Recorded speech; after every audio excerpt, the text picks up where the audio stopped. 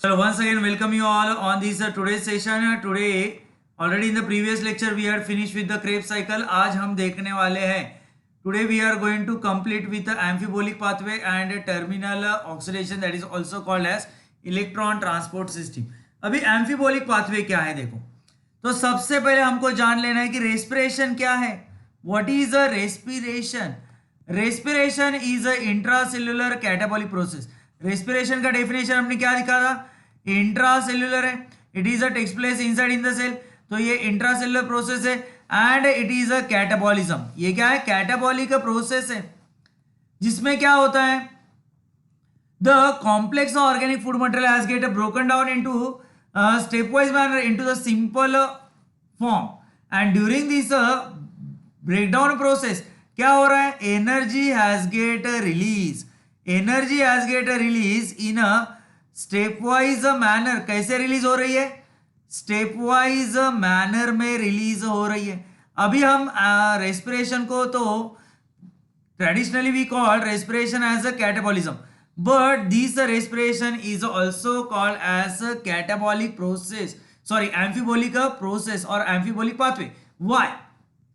तो एम्फीबोलिक क्यों कहा है इसको, ये हमको जानना है. एम्फीबोलिक पाथवे क्यों कहा है, तो इसका आंसर देखो मेरे प्यारे बच्चों, we already learn about the respiratory substrate. हमने रेस्पिरेटरी सबस्ट्रेट देखे, तो रेस्पिरेटरी सबस्ट्रेट क्या होते हैं, these are the organic compounds those who undergo the process of breakdown inside in the cell, inside in the mitochondria, they are called as respiratory substrate. तो respiratory substrate अलग तरह के होते हैं, for example fats respiratory substrate है, carbohydrate different type of carbohydrates they are also going to act as a respiratory substrate, different type of proteins they are also going to act as a respiratory substrate. अभी ये जो अगर मैंने fat लिया, for example if I take the example of a fat as a respiratory substrate, तो ये जो fat होता है मेरे प्यारे बच्चों, the fat if the fat is act as a respiratory substrate, it has get broken down initially into what, the fat has get broken down initially into fatty acid and glycerol. ये किस में break down होगा, fatty acid में break down होगा and glycerol में break down होगा. Is clear. तो fats has get broken down in presence of enzyme like a lipase, it has get broken down into fatty acids and glycerol. ये जो glycerol है, glycerol is converted into dihydroxy acetone phosphate, dihydroxy acetone phosphate later on converted into phosphoglyceraldehyde and then it has get converted into acetyl CoA. इसका बाद में किस में conversion होगा, acetyl CoA में कन्वर्जन होगा. Is clear. Fatty acids are also degraded in a stepwise manner into acetyl CoA. तो finally fat अगर आपका रेस्पिरेटरी सबस्ट्रेट है, तो initially it has get broken down into fatty acid and glycerol and both these fatty acid and glycerol finally they has get converted into what, acetyl CoA. And when the acetyl CoA has get formed, it has get enter inside in the Krebs cycle. तो यहां से ये कहा अंदर जाएंगे, they will get enter in a Krebs cycle when they has get converted into acetyl CoA. If your respiratory substrate, अगर आपका respiratory substrate protein है, if the respiratory substrate is a protein, तो proteins are degraded into small amino acids in a presence of enzyme proteases. तो proteases जो enzyme है वो क्या करेंगे, तो इसको कहते हैं proteolytic enzyme. For example proteases, they are going to break down the protein into amino acid and these amino acid after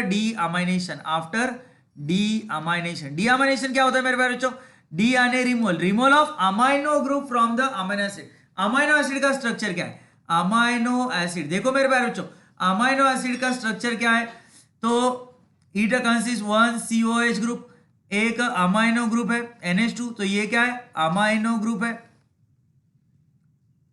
this one is the carboxylic group और ये हाइड्रोजन है and this is the one functional group. ये क्या है, functional group. Is clear. Based on the nature of functional group there are different type of amino acid. ये है structure किसका, amino acid का. ये अमाइनो एसिड का structure. The process in which the removal of this amino group takes place, उसको हम क्या कहते हैं, डी अमाइनेशन, यानी removal of amino group, removal of amino group from the amino acid, that is called as what, deamination. So after a deamination of amino acid, so amino acid will get enter inside in the Krebs cycle. So after deamination, the acids they will get after removal of amino group, जो कुछ keto acid बचेंगे तो वो क्या होंगे, they will get enter inside in the Krebs cycle depending upon their structure, depending upon their structure as pyruvic acid और acetyl कोए और एसिटिल कोए। इधर तक समझ में आ गया? और कोई डाउट डिफिकल्टी इधर तक? तो हमने देखा प्रोटीन, देखा हमने देखा, इज क्लियर? चलो आगे चलते हैं। Now we are knowing that respiration क्या है। हमको पता है कि रेस्पिरेशन क्या है, ब्रेकडाउन का प्रोसेस है। रेस्पिरेशन में क्या हो रहा है, ब्रेकडाउन हो रहा है, तोड़ ब्रेकडाउन हो रहा है, that is also called as what, oxidation. I think कोई तो भी जुड़ा है, उसको ज्वाइन कर लेते हैं।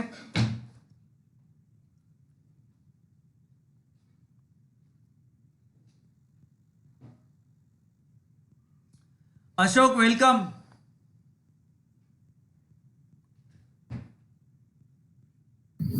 सर आकांक्षा, आकांक्षा बनाली का कोण आहे? आकांक्षा आहेस का तू? येस सर पप्पांच्या फोयाच्यावरून केलंय। अरे sorry sorry sorry sorry, it's okay. तो अभी हम क्या देख रहे थे, रेस्पिरेशन क्या है मेरे प्यारे बच्चों? रेस्पिरेशन है कैटाबॉलिक प्रोसेस। कैटाबॉलिक यानी क्या है, कैटाबॉलिक प्रोसेस यानी ब्रेकडाउन। इसमें क्या हो रहा है, ब्रेकडाउन हो रहा है किसका, कॉम्प्लेक्स फूड मटेरियल का in a simple form. As we know, the respiration is a catabolic process, जिसमें क्या हो रहा है, ब्रेकडाउन हो रहा है और ऑक्सीडेशन, ऑक्सीडेशन यानी क्या, breakdown of a complex into simple. Complex का कन्वर्जन किस में हो रहा है, सिंपल में हो रहा है, ये तो हमको पता है। As per the traditional knowledge, respiration is a catabolic process, but now it is considered as a amphibolic pathway. Respiration को हम क्या कहते हैं, now it is considered as a respiration is a amphibolic pathway. Why? इसका answer मैं अभी आपको देने वाला हूं। Why the respiration is called as amphibolic pathway? Because, तो देखो मेरे प्यारे बच्चों, इसका रीजन क्या है, whatever intermediates, जो कुछ इंटरमीडिएट्स प्रोड्यूस हो रहे हैं during a respiration, during a respiration, that is what, that is during a Krebs cycle. Krebs cycle में जो इंटरमीडिएट प्रोड्यूस हो रहे हैं, इज क्लियर? तो these intermediates are used for what, for the production of different type of fatty acid, different type of fatty acids as well as glycerol and proteins and proteins. Is it clear? Whatever intermediates has get produced during a Krebs cycle, so these intermediates they help in a different fatty acids and glycerol. तो ये जो intermediates है, respiratory intermediates, मैंने क्या कहा है, respiratory intermediates जो are get produce during Krebs cycle, यानी डिफरेंट डिफरेंट ऑर्गेनिक एसिड जो प्रोड्यूस हो रहे हैं, different type of organic acid, इसको मैं क्या कहूंगा, different type of organic acids those are get produce during this Krebs cycle. तो ये क्या करते हैं, they are going to act as a link, तो they are going to act as a link during synthesis and break down. तो ये breakdown और synthesis दोनों को जोड़ते हैं। ये जो दो प्रोसेस हो रहे हैं, सिंथेसिस का भी प्रोसेस हो रहा है एंड ब्रेकडाउन का भी प्रोसेस हो रहा है, तो इसको ये क्या करते हैं, they are going to connect. Is clear? तो these are different intermediates those are produced during the Krebs cycle, they are going to act as a precursor। ये क्या करते हैं, they are going to act as a precursor for different biosynthetic pathways। तो ये जो अलग अलग biosynthetic pathways हैं, those are mainly concerned with the synthesis of other type of complex compounds इसमें ये इंटरमीडिएट क्या करेंगे, they are going to act as a precursor. Is it clear? And they are going to join this synthesis process as well as breakdown process. Is it clear? तो ये जो intermediates है ये किसका काम करते हैं, they are going to act as a precursor for synthesis of fatty acids, glycerol and proteins. So they are building blocks of different fatty acids, glycerol and proteins. Therefore this respiration is also called as, इसलिए हमने इसको क्या कहा है, एम्फीबोलिक pathway कहा है मेरे प्यारे बच्चों. तो इसके ऊपर एक चार्ट है, that chart I will show you. Wait only for 1 minute.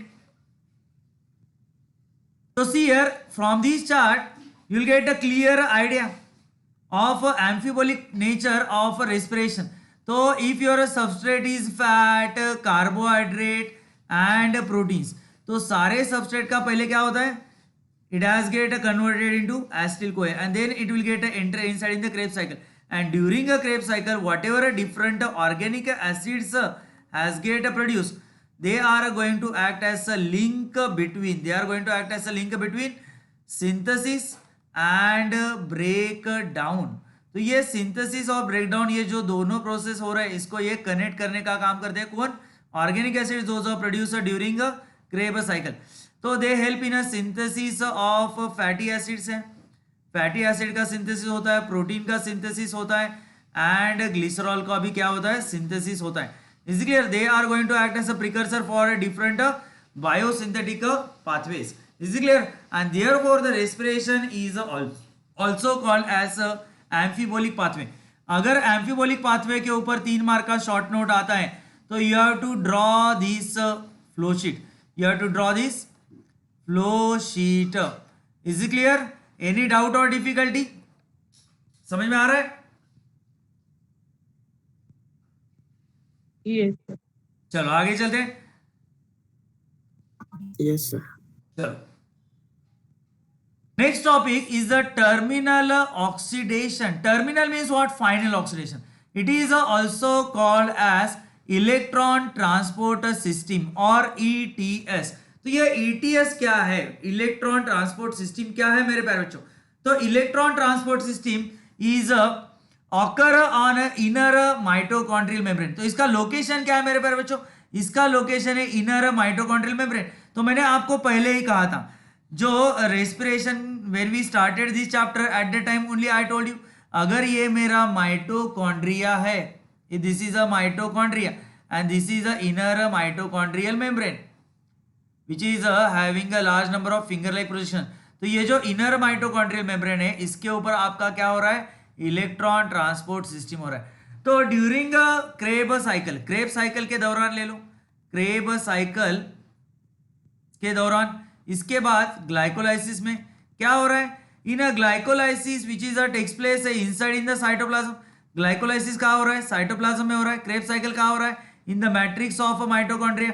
इसके दौरान क्या प्रोड्यूस होता है, the reducer coenzymes has get produced. Reducer coenzymes has get produced during the different stages of dehydrogenation. बहुत सारे dehydrogenation ऑक्सीडेशन स्टेजेस है during the Krebs cycle and glycolysis. तो इसमें क्या प्रोड्यूस हो रहा है, NADH2 and FADH2.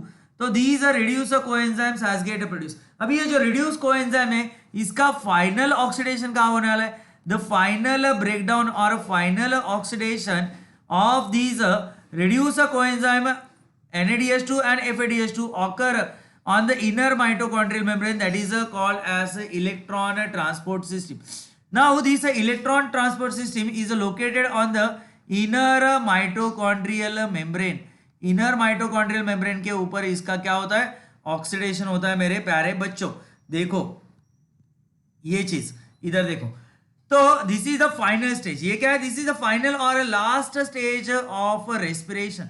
ये एरोबिक रेस्पिरेशन में ही हमको दिखाई देता है. It is the last stage and it is the oxygen dependent stage. Only this step of respiration require oxygen.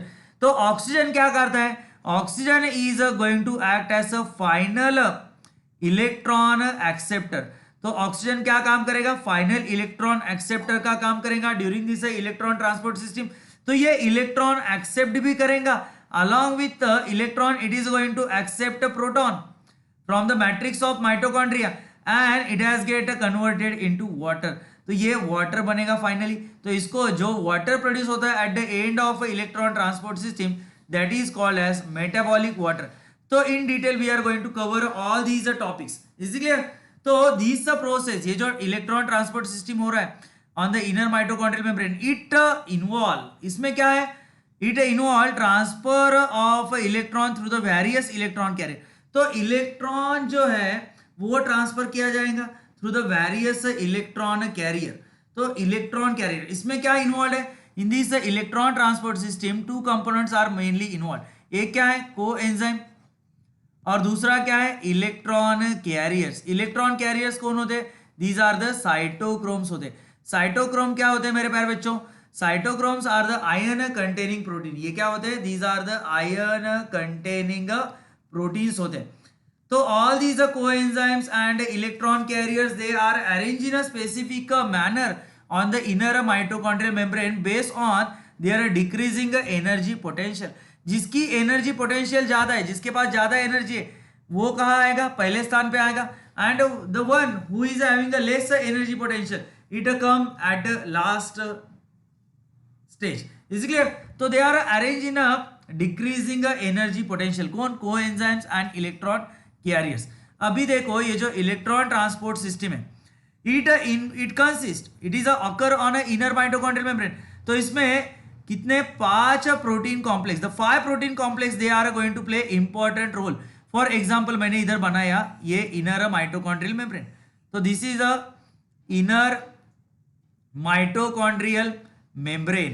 Now in this electron transport system, तो 5 protein complex they are going to play important role. इधर मैं बना रहा हूं complex 1, तो ये है C1 यानी कॉम्प्लेक्स 1, इधर है कॉम्प्लेक्स 3, इधर क्या है, दिस इज द कॉम्प्लेक्स 3, इधर है कॉम्प्लेक्स 2, ये है complex 2, this is the complex 4, complex 5 की हम बाद में चर्चा करेंगे, this is the complex 4, is clear. Now these are the different protein complex. ये साइड क्या है, this is the matrix of mitochondria, this is the outer chamber of mitochondria मेरे प्यारे बच्चों देखो। एंड ये क्या है, ये है हमारा आउटर मेम्ब्रेन, ये ब्लू कलर में जो दिखा है ये क्या है, this is the outer membrane of mitochondria. Matrix में क्या हो रहा है मेरे प्यारे, मैट्रिक्स में हो रहा है क्रेब्स साइकिल। तो this is a location for Krebs cycle, या हो रहा है क्रेब्स साइकिल। और क्रेब्स साइकिल के एंड प्रोडक्ट क्या है, NADH2 एंड FADH2। तो ये NADH2 and FADH2 these are the products produce during a Krebs cycle. ये क्या है, these are the reduce coenzyme. अभी एनर्जी किसके पास है, इन रिड्यूस कोएंजाइम के पास है, जिनके पास हाइड्रोजन है NADH2 एंड FADH2। अभी क्या होगा, ये जो कॉम्प्लेक्स 1 है NADH2 का क्या होगा, डिसोसिएशन होगा। NADH2 has get break down into NADH2 has get split into NAD plus H2। तो H2 है, देखो मेरे प्यारे बच्चों इधर मैं लिख रहा हूं H2, हाइड्रोजन बाहर निकल रहा है, this hydrogen has get dissociate into 2 proton plus 2 electron. तो ये जो हाइड्रोजन है ये कहां हो रहा है, सारी चीजें ये यहां हो रही है, inside in the matrix of mitochondria. Now this hydrogen has get dissociate into 2 proton and 2 electron. Now this are 2 electron. Electron transport system में क्या हो रहा है, इलेक्ट्रॉन का ट्रांसफर हो रहा है from one electron carrier to another electron carrier. And I already told you all these electron carriers and coenzymes they are arranged in a particular manner, they are arranged in a particular manner. Now these are 2 electron, those who are get come out from the dissociation of NADH2।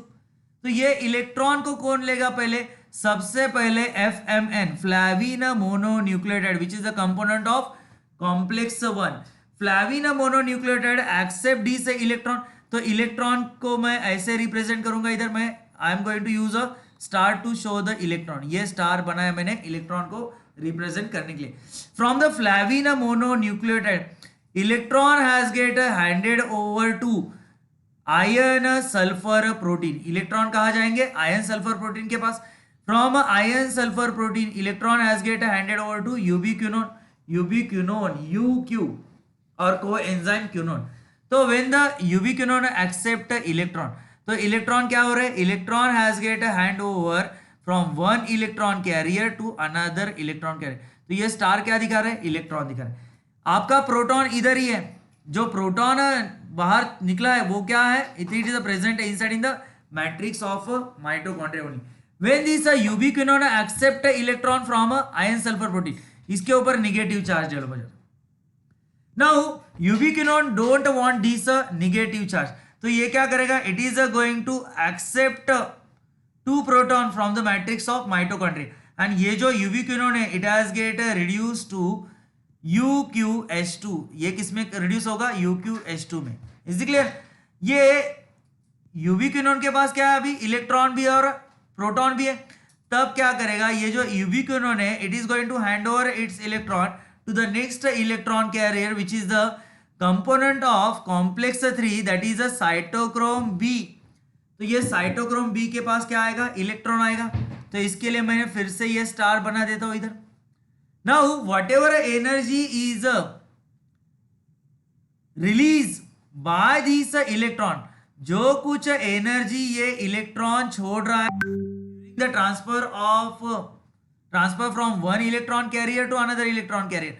जब ये electron का transfer हो रहा है from one two next, तो ये consecutive जो transport हो रहा है इलेक्ट्रॉन का, तो during this transfer electron is going to release the energy and that energy is use to pump one proton from the matrix towards the outer chamber. So when the electron is going to release the energy, when it has get transfer from FMN to FES and from FES to ubiquinone, that energy is used to pump or throw out one proton. तो proton का concentration matrix में क्या है? बहुत ज्यादा है. देखो ये प्रोटॉन है, तो प्रोटॉन्स आर मोर मैट्रिक्स. तो ये जो एनर्जी है which is release by this energy release electron during the transfer from one electron carrier to another electron carrier, that energy is use for pumping of this proton from matrix towards the outer chamber. तो इधर एक in the complex one there is an उधर से एक proton क्या हो जाता है? बाहर फेंक दिया जाता है. Now this यूबिक्विनोन which is having one proton and electron, जब ये इलेक्ट्रॉन साइटोक्रोम B को हैंड ओवर करेगा तब क्या करेगा? साइटोक्रोम B से वो इलेक्ट्रॉन आगे कहा जाएगा? From a cytochrome B the electron has get a transfer towards the next electron carrier that is iron sulphur protein and from iron sulphur protein the electron has get transfer to cytochrome C1. तो इधर ये कैसे याद रखेंगे sequence? तो electron B फंस गई C1 में, तो ये साइटोक्रोम B यानी B, FES यानी फंस गई C1 में, B फंस गई C1 में. Is it clear? Now the electron has get a transfer from cytochrome B to cytochrome C1 through this FES ion sulfur protein. The energy which has get a release during this transfer of electron from B to C1, that energy is also used to throw one more proton. ये जो proton है यूबिक्विनोन के पास है, ये proton भी क्या होगा? बाहर चला जाएगा. Is it clear? Towards the outer chamber of mitochondria. अभी इलेक्ट्रॉन किसके पास है? C1 के पास है. Now this electron is handed over to the next electron carrier that is a cytochrome C, which is present in between the complex 3 and complex 4. Now from the cytochrome C, the electron has get handed over to cytochrome A, which is the component of complex 4, and from the cytochrome A, the electron has get a transfer to cytochrome A3. तो ये electron मैंने दिखाया है star shape में. Electron मैंने कैसे दिखाया है? स्टार में. तो all the stars are going to represent a electron. इधर तक समझ में आ रहा है? Yes, sir. Now see here, when the electron has get a transfer from cytochrome A to cytochrome A3, इसके बाद जो इलेक्ट्रॉन A3 के पास आया है वो इलेक्ट्रॉन के पास अभी एनर्जी है क्या? नहीं है. Now this electron is a de energise electron when, तो इसके पास जो एनर्जी थी वो उसने सारी एनर्जी छोड़ दी. Is clear? सारी एनर्जी छोड़ दी. Whatever energy has get a release during the transfer of electron from a cytochrome A to cytochrome ए3, that energy is also used to pump one more proton from the matrix towards the outer chamber of mitochondria. Now the electron is accepted by, finally electron किसके पास आएगा? From a cytochrome A3 electron is a transfer to the molecular oxygen. Molecular oxygen ये क्या है? This is the molecular oxygen. Molecular oxygen is the final electron acceptor.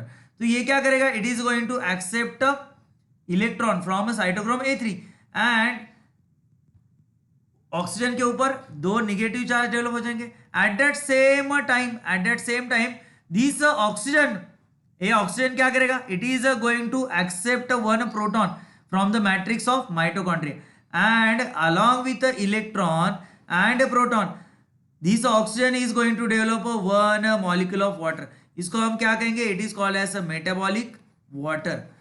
तो when the NaDH2 का, जब NaDH2 का complete oxidation होगा तो at 3 places, this is the 1 place, this is the 2nd place and here is the 3rd place. 3 place पे क्या हो रहा है? प्रोटॉन बाहर निकल रहा है. At 3 side there is an removal of proton takes place from matrix towards the outer chamber of mitochondria. इधर तक समझ में आ गया? अभी ये FADH2 बाकी है. FADH2 क्या करेगा? FADH2 is not going to hand over its electron to FMN. FADH2 क्या करेगा? FADH2 is going to hand over its electron to complex 2. अभी देखो इधर मैं FADH2 लिखता हूं. तो FADH2 के लिए हम अभी कलर लेंगे. कौन सा कलर लेते हैं? रेड. चलो तो ये FADH2 है. तो FADH2 also dissociate into FAD plus 2H, sorry H2, FAD plus H2. तो इधर मैं लिखूंगा H2. तो H2 का डिसोसिएशन किस में हो रहा है? H2 has get dissociate into 2 proton plus 2 electron. Now this 2 electron they has get handed over. वो कौन एक्सेप्ट करेगा? They are going to accept by iron sulphur protein which is present in a complex 2. From this iron sulfur protein electrons are handed over to ubiquinone. तो ये ubiquinone क्या करेंगे? They are going to accept electron. तो इन्होंने क्या किया? Electron accept किए. किससे? FeS से. नाउ यूबिक्विनोन के ऊपर क्या चार्ज डेवलप हुआ? Negative charge. तो this ubiquinone after formation of negative charge ये भी क्या करेगा? It is going to accept one proton. ये भी क्या करेगा? एक प्रोटॉन को खींच लेगा from the matrix of mitochondria and it has get converted into, इसका कन्वर्जन किसमें होगा? It has get reduced into UqH2. Now this UqH2 is going to hand over their electron to cytochrome B. तो ये इधर से electron इसको दे देगा and from cytochrome B same electron का ट्रांसफर होगा to cytochrome C through this FeS. Cytochrome C से इलेक्ट्रॉन जाएगा साइटोक्रोम C के पास, साइटोक्रोम C से इलेक्ट्रॉन जाएगा साइटोक्रोम A के पास. Now whatever energy has get release from this electron during the transfer of electron from cytochrome B to cytochrome C, that energy is used to pump out this hydrogen, this proton from यूबिक्विनोन towards the outer chamber of mitochondria. तो इधर से एक proton क्या हुआ? बाहर फेंक दिया गया. इसी क्लियर? अभी इलेक्ट्रॉन किसके पास है? साइटोक्रोम C के पास है. Now from the cytochrome C the electron has get handed over to cytochrome A. Cytochrome A से जाएगा साइटोक्रोम A3 के पास और साइटोक्रोम AC से कौन लेगा? ऑक्सीजन. उधर भी क्या होगा? मेटाबॉलिक वाटर का प्रोडक्शन होगा. तो whatever energy has get release during the transfer of electron from cytochrome A to A3, इधर भी क्या होगा? That energy is used to pump out one more proton from a matrix towards the outer chamber of mitochondria. If there is an during the oxidation of one FADH2, जब FADH2 का oxidation हो रहा है तो कितनी जगह पे proton बाहर आ रहा है? 1 and 2 ओनली. तो इधर एक और इधर दूसरा. तो that's why I told you कि NaDH2 का जब कंप्लीट ऑक्सीडेशन होता है तो 3 प्लेस पे क्या होता है, प्रोटॉन बाहर निकल के आता है, एंड जब एक FeDH2 का ऑक्सीडेशन होता है तो only at 2 places the proton has get come out, and that's why the oxidation of 1 NaDH2 give rise a 3 ATP, and oxidation of 1 FeDH2 give rise a only 2 ATP. Is clear? इधर तक समझ में आ गया मेरे प्यारे बच्चों? कोई doubt difficulty है इधर तक? No sir. इसका एक स्क्रीनशॉट ले लो। No sir. लिया स्क्रीनशॉट?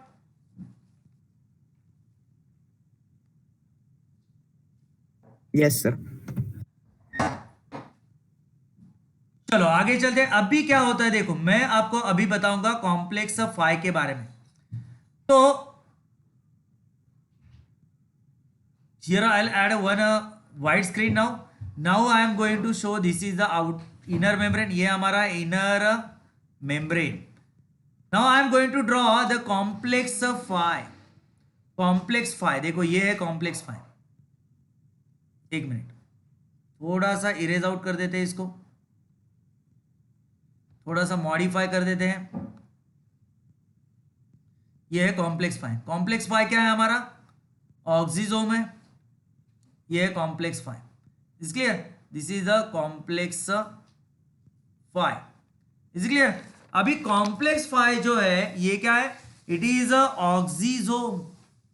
इसको हमने क्या कहा था? फर्नांडिस पार्टिकल। इसके यूनिट क्या है? ये है हमारा F0 यूनिट, और ये क्या है? F1 unit. F1 unit is provided with one enzyme. इसके पास क्या है? एक एंजाइम है, that is called as ATP synthase. इसके पास क्या है? ATP सिंथेज नाम का एंजाइम है। अभी ये हमारा है मैट्रिक्स। मैट्रिक्स किधर है? ये है matrix. This is the outer chamber of mitochondria. Outer chamber of mitochondria. Now at the end of electron transport system, ये जो आउटर चेंबर है माइटोकॉन्ड्रिया का, and this one is the outer membrane of mitochondria. मेरे प्यारे बच्चों ये बात आप ध्यान से सुनो। क्या हुआ था? जब भी ऑक्सीडेशन हुआ NaDH2 का और FeDH2 का, due to continuous pumping of proton from the matrix towards the outer chamber of mitochondria by using the energy obtained from the electron which is going to travel from one electron carrier to another electron carrier, वो energy use करके बहुत सारे proton अभी किधर accumulate हो गए? तो large number of protons has get accumulated inside in the outer chamber of mitochondria. अभी माइटोकॉन्ड्रिया का जो आउटर चेंबर है उधर प्रोटॉन का कॉन्सेंट्रेशन क्या हुआ? ज्यादा हुआ। समझ में आ रहा है क्या हो रहा है? समझते का? Yes sir. तो देखो मेरे प्यारे बच्चों, आउटर चेंबर में प्रोटॉन का कॉन्सेंट्रेशन क्या है? The concentration of proton is more as compare to the proton concentration inside in the matrix of mitochondria. Matrix में प्रोटॉन का कॉन्सेंट्रेशन क्या है? अभी कम है। तब क्या होगा? तो these protons they cannot cross these inner membrane. They are having a special road, and through this road only they are going to enter inside in the mitochondrial matrix where the concentration of proton is less. Now these protons they start moving through this special road that is called as F0 F1 unit. F0 F1 unit. F1 the rounded knob like structure which is present at the tip, that is called as F1 unit. इसको actually F0 कहना चाहिए। Is clear? क्योंकि ये zero जैसा है, गोल है। Is clear? But इसको कहते हैं F1। इसको क्या कहते हैं? F1। और बेस को क्या कहते हैं? F0 कहते हैं। Is clear? This F0 unit is act as a proton pump. Now large number of protons they start moving through this proton channel from this F1 F0 unit. Is it clear? Now by using the energy, now these protons they are going to forcefully move through this proton pump or this F0 F1 unit from region of higher concentration, from the region of higher concentration towards the region of lesser concentration. Now ATPase क्या करेगा? ATP synthetase, this enzyme is going to use the kinetic energy. तो when these protons they are flowing through this road, तो इनकी जो kinetic energy है, by using the kinetic energy, the ATP synthase, it is going to use this kinetic energy to add one inorganic phosphate into ADP, and that energy is stored in the form of ATP. So in this way the production of ATP has takes place finally by using a complex phi. So this is about the electron transport system. So during this electron transport system, by using energy which is released by the moving electron from one electron carrier to another electron carrier, that energy is used to pump a large number of protons from matrix towards the outer chamber of mitochondria, and these protons, when they move towards the inner side of mitochondria from outer chamber towards the mitochondria through this special gate, the kinetic energies of these flowing protons is used for production of ATP in presence of ATP synthase. Is it clear? Any doubt, difficulty? No. समझ में आ गया? अभी देखो एक simple चीज बता देता हूं. अभी we are going to revise this topic.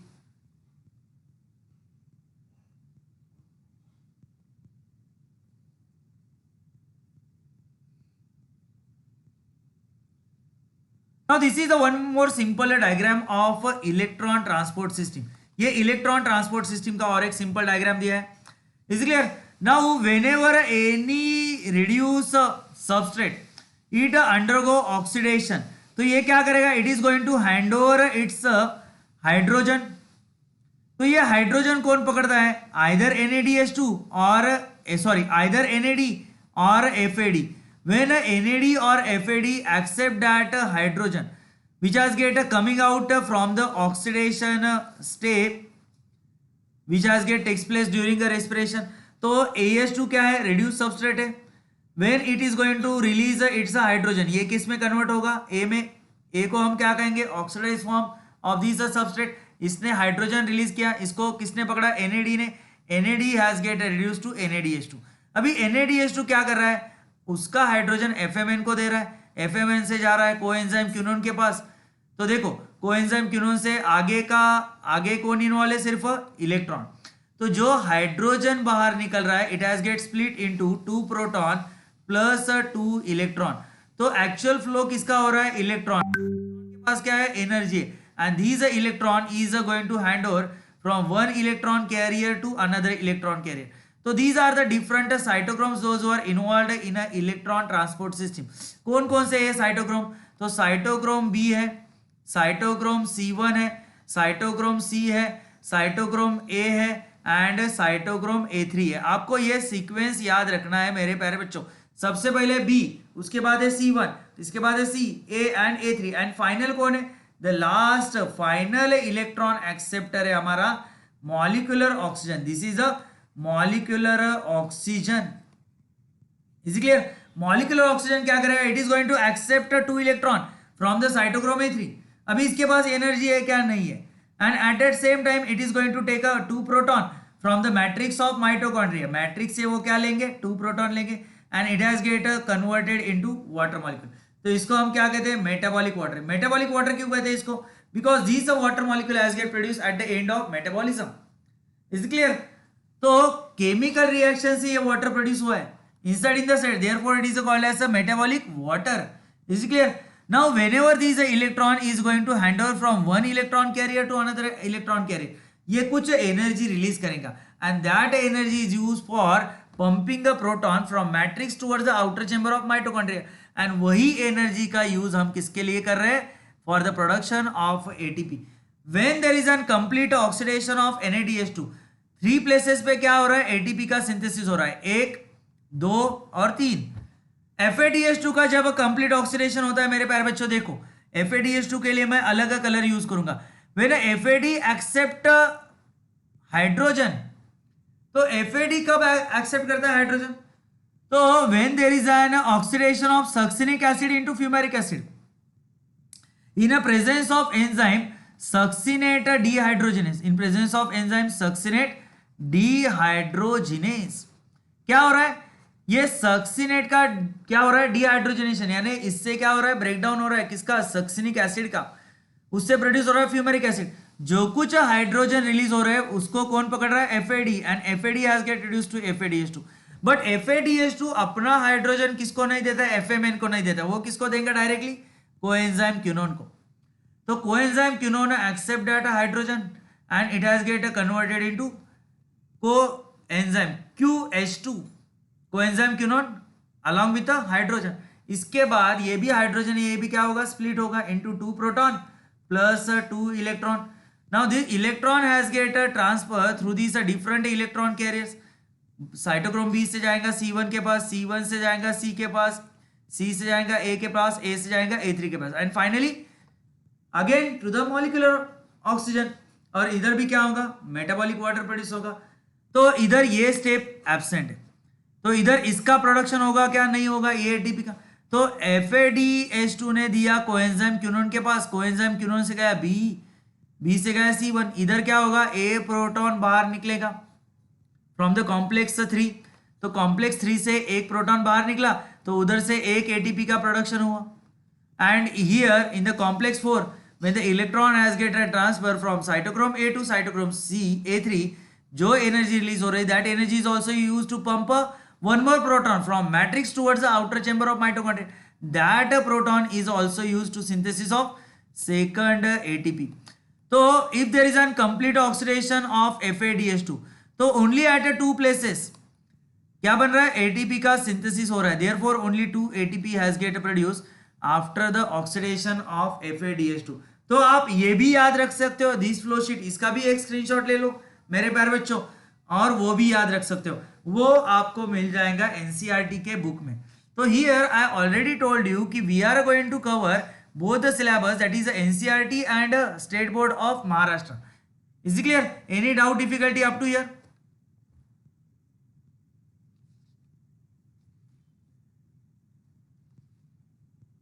No sir. No, sir.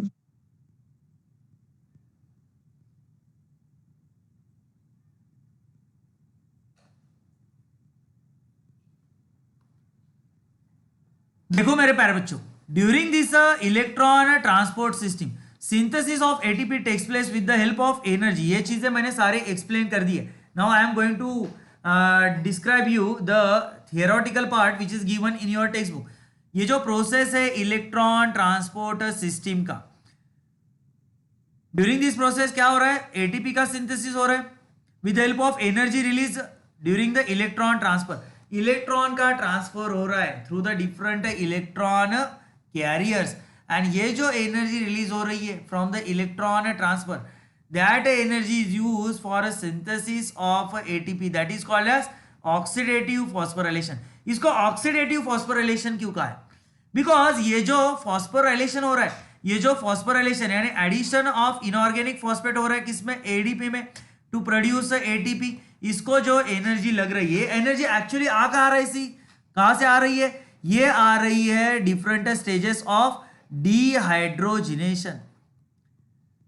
Dehydrogenation यानी डिफरेंट स्टेजेस ऑफ ब्रेकडाउन, जिधर जिधर ब्रेकडाउन हो रहा है उधर उधर से ये एनर्जी आ रही है। कॉम्प्लेक्स केमिकल बॉन्ड ब्रेक हो रहे हैं, और वो केमिकल बॉन्ड ब्रेक होने से जो एनर्जी निकल रही है, that energy is used for production of ATP, therefore it is called as oxidative phosphorylation। phosphorylation दो तरह का होता है, एक फोटोफॉस्फोराइलेशन जो हमको फोटोसिंथेसिस में दिखाई देता है, and second phosphorylation that is oxidative phosphorylation. It is occur inside in the mitochondria during a respiration, during a glycolysis and Krebs cycle। Glycolysis और क्रेब्स साइकिल में क्या हो रहा है, रेस्पिरेटरी सबस्ट्रेट का ब्रेकडाउन हो रहा है, रेस्पिरेटरी सबस्ट्रेट का ब्रेकडाउन हो रहा है इन डिफरेंट स्टेप्स, और हर एक ब्रेकडाउन में क्या हो रहा है, हाइड्रोजन बाहर निकल के आ रहा है। क्या बाहर निकल रहा है, hydrogen. Such steps are called as dehydrogenation. ये जो हाइड्रोजन बाहर निकल के आ रहा है, इसको कौन पकड़ रहा है, enzymes, coenzymes like NAD and FAD। जब ये NAD और FAD इसको पकड़ेंगे तो they has get reduce to NADH2 and FADH2। अभी एनर्जी किसके पास आ गई, NADH2 और FADH2 का के पास, इसका भी क्या होगा, ऑक्सीडेशन होगा। वो ऑक्सीडेशन कहाँ होता है, in electron transport system. Such a reducer coenzymes like NADH2 and FADH2 they are converted back into their oxidized form. तो reduce coenzymes कौन से, NADH2 and FADH2, इसका भी क्या होगा, ऑक्सीडेशन होगा इन ETS, और इसका कन्वर्जन फिर से किस में होगा, in their oxidised form, that is NAD and FAD। इधर तक बात समझ में आ गई, आ रही है? Yes, sir. आगे चलते हैं। Hydrogen remove from reduce coenzyme release into the matrix of mitochondria. जो मैंने कहा था NADH2 है, देखो NADH2 का क्या हुआ, ब्रेकडाउन हुआ, क्या हुआ, NAD प्लस हाइड्रोजन। ये जो हाइड्रोजन है ये कहा जाएगा, it has get release into the matrix of mitochondria. Is clear? अभी ये जो हाइड्रोजन है इसका अगेन डिसोसिएशन होगा, 2 प्रोटॉन प्लस 2 इलेक्ट्रॉन। इलेक्ट्रॉन कहा जाएगा through the different electron carrier, it has get enter into the electron transport system. Is it clear? Electron transport system में ये इलेक्ट्रॉन चला जाएगा, और ये जो 2 प्रोटॉन है, तो ये 2 प्रोटॉन, ये जो प्रोटॉन रिलीज हो रहे हैं, these proton has get a pump from matrix, they has get a thrown from a matrix towards the outer chamber of mitochondria by using the energy released by these electron during the transfer। जब ये electron का transfer होगा through the different electron carriers, ये electron जो energy release करेंगे वही energy use करेंगे होगी किसके लिए, for the pumping of these proton from a matrix towards the outer chamber of mitochondria. इससे क्या होता है, प्रोटॉन का एक्यूमुलेशन होता है, प्रोटॉन का क्या हो रहा है, एक्यूमुलेशन हो रहा है, किधर, in the outer chamber of mitochondria. Is it clear? And these proton, finally ये इलेक्ट्रॉन, डी एनर्जाइज इलेक्ट्रॉन कौन पकड़ेगा, डी एनर्जाइज इलेक्ट्रॉन आएगा मॉलिक्यूलर ऑक्सीजन के पास। Is it clear? Molecular oxygen क्या है आपका, molecular oxygen is the final electron acceptor. इसके ऊपर एमसीक्यू आता है, who is the final electron acceptor, that is a molecular oxygen. तो मॉलिक्यूलर ऑक्सीजन साइटोक्रोम A3 से क्या लेगा, डी एनर्जाइज इलेक्ट्रॉन लेगा। At that same time it is going to accept 2 proton from the matrix of a mitochondria, और उससे क्या बनेगा, metabolic water which is has get produce at the end of ETS। Is it clear? तो ETS include FMN as a coenzyme quinone, that is also called as ubiquinone, as both a coenzyme and electron carrier। Electron carrier क्या होते हैं, cytochromes होते हैं मेरे पास। तो electron transport system में coenzyme में कौन कौन से कोएंजाइम है, FMN है, इसके बाद क्या है, NAD है, इसके बाद क्या है, FAD है। तो ये अलग अलग कोएंजाइम्स है एंड क्या है, इलेक्ट्रॉन कैरियर्स है। इलेक्ट्रॉन कैरियर्स कौन है, साइटोक्रोम्स है। तो these are cytochromes are arrange in a particular sequence in their decreasing energy potential. तो सबसे पहले टॉप में कौन है, फर्स्ट नंबर पे कौन है, B है, इसके बाद C1 है, इसके बाद C है, इसके बाद A है, और इसके बाद A3, और फाइनल कौन है, molecular oxygen. Final electron acceptor कौन है, final electron acceptor is the molecular oxygen, ये याद रखो। और फर्स्ट इलेक्ट्रॉन एक्सेप्टर कौन है, B है। Is clear? चलो, साइटोक्रोम्स क्या है मेरे प्यारे बच्चों, cytochromes are the iron containing compound.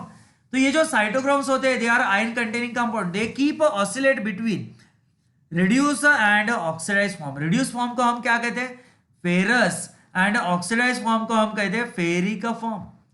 When they take a electron, जब भी वो इलेक्ट्रॉन रहेंगे वो क्या हो जाएंगे, रिड्यूस हो जाएंगे। And when they are going to release their electron और hand over their electron to the next electron carrier, वो क्या बन जाएंगे, ऑक्सीडाइज बन जाएंगे। जब वो इलेक्ट्रॉन लेंगे तब वो फेरस में कन्वर्ट हो जाएंगे, और जब वो इलेक्ट्रॉन देंगे तो वो फेरिक में कन्वर्ट हो जाएंगे। फाइनल इलेक्ट्रॉन एक्सेप्टर है हमारा oxygen. All these electron carriers are arrange on the body of oxysome in order to their decreasing energy level। NAD क्या है, NAD is the first and oxygen is the last। is it clear? चलो आगे चलते हैं। NAD के पास क्या है, हाईएस्ट एनर्जी है, और ऑक्सीजन पे का पास क्या है, कम एनर्जी है। When a reduce coenzymes like NADH2 and FADH2 form a different from the different steps of glycolysis and Krebs cycle enter in the ETS, hydrogen has get release. तो मैंने यह चीज आपको पहले ही बता दी थी NaDH2 का क्या होगा, डिसोसिएशन होगा किसमें, NAD में प्लस H2 में hydrogen, and this hydrogen has get split into 2 proton, इसको मैं कहूंगा प्रोटॉन और इसको मैं कहूंगा इलेक्ट्रॉन। Is it clear? तो ये है पूरा, ये क्या है, पूरा इलेक्ट्रॉन ट्रांसपोर्ट सिस्टम है। इलेक्ट्रॉन कहा जा रहा है, electron passes through the different electron carriers and acceptors, so they undergo reduction and oxidation. The electron move along the cytochrome B, C1, C and finally A3, and protons are released into the mitochondrial matrix. जो भी कुछ energy ये electron छोड़ेंगे उसी energy का use करके ये proton को पकड़ के हम क्या करेंगे, they has get a pump out towards the outer chamber of mitochondria. Is it clear? Mitochondria में इसको हम पंप आउट कर देंगे, इसको प्रोटॉन को, by using the energy release from these electrons which are going to move through this different electron carriers. और ये चीज मैंने आपको पहले बता दी थी, finally 2 electrons react with the oxygen and produce O minus minus, oxygen के ऊपर क्या होगा, O के ऊपर 2 निगेटिव चार्ज डेवलप होगा, and they are going to accept 2 proton from the matrix of mitochondria, and finally क्या बनेगा, मेटाबॉलिक वाटर बनेगा मेरे प्यारे बच्चों। Is clear? When the electrons are transported through the electron carriers, energy release हो रही है during each and every transfer, and वही एनर्जी का यूज हम किसके लिए कर रहे हैं, वही एनर्जी यूज हो रही है फॉर प्रोडक्शन ऑफ एटीपी। कैसे? For pumping of proton from matrix towards the outer chamber of mitochondria. When there is an complete oxidation of NaDH2 takes place through the electron transport system, एक NaDH2 का जब oxidation होगा तब कितने ATP produce होंगे, 3 ATP produce होंगे, और एक FADH2 का जब ऑक्सीडेशन होगा तब कितने ATP प्रोड्यूस होंगे, 2 ATP प्रोड्यूस होंगे मेरे प्यारे बच्चों। ये एक पिक्चर दिया है, इसका भी स्क्रीनशॉट निकालो, ये पूरी चीजें मैंने आपको बताई थी। ये है आपका कॉम्प्लेक्स 1, ये है आपका कॉम्प्लेक्स 3, ये है आपका कॉम्प्लेक्स 4 और ये है आपका complex 5, that is F0 F1 unit. Is this clear? और ये है आपका कॉम्प्लेक्स 2, ये क्या है, कॉम्प्लेक्स 2 है मेरे प्यारे बच्चों। तो 4 complex are involve electron transporter system. Is this clear? तो ये एक डायग्राम है, तो ये चीजें मैंने आपको बता दी थी। तो ये मैंने ऑलरेडी आपको कहा है, NaDH2 का जब ऑक्सीडेशन होगा तो 3 ATP और FADH2 का जब ऑक्सीडेशन होगा तो 2 ATP। This is about the electron transport system. So here we finish with the electron transport system.